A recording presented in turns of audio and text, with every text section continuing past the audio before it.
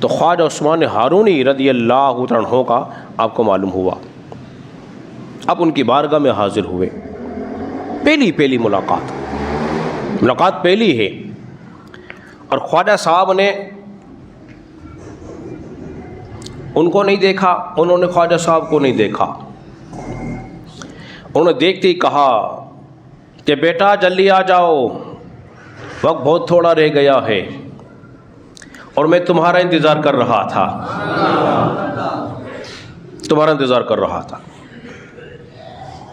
اب وہ پیر کامل کیسے تھے, اس کی بھی ایک مثال آپ کے سامنے پیش کرتا ہوں.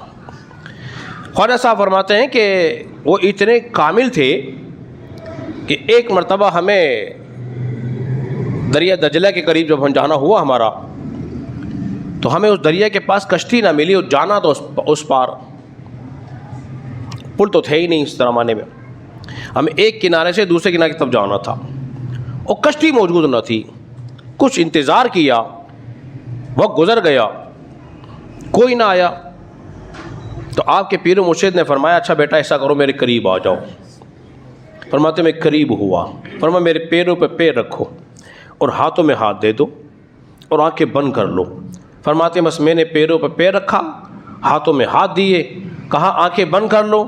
جب آنکھیں بند کی, وہ جب ہم اس پار چلے گئے, کہا بیٹا آنکھیں کھول لو.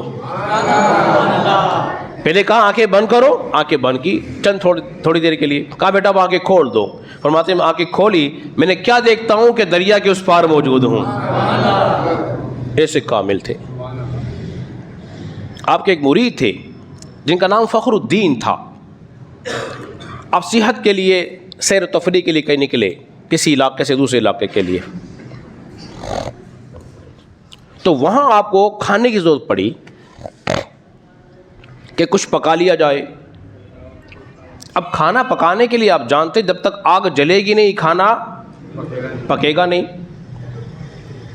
تو آپ نے اپنے مرید سے کہا کہ جائیے کچھ آگ وغیرہ کا بندوبست کریں, آگ وغیرہ جلائیں تاکہ کھانے کو پکا لیا جائے.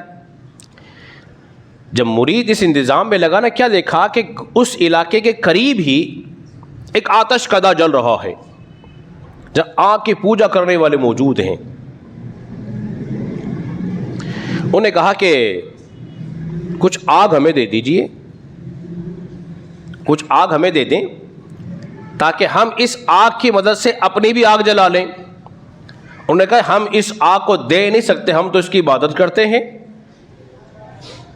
ہم تو آگ کی پوجا کرنے والے ہیں.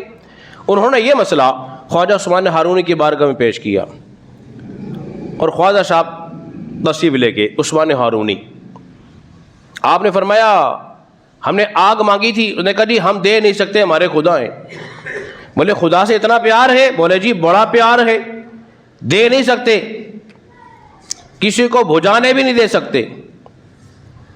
آپ نے فرمایا بڑا پیارا جواب آپ نے شاہ فرمایا. آپ نے فرمایا بتاؤ اگر تمہیں اس سے پیار ہے تو اس میں ہاتھ دے کے دیکھو. اگر تمہیں اس سے پیار ہے تو ذرا ہاتھ دے کے دیکھو. اگر یہ تمہارا خدا ہے تو خدا اپنے بندوں کو جلائے گا نہیں. اگر تمہارا خدا یہ ہے تو وہ تمہیں جلائے گا نہیں.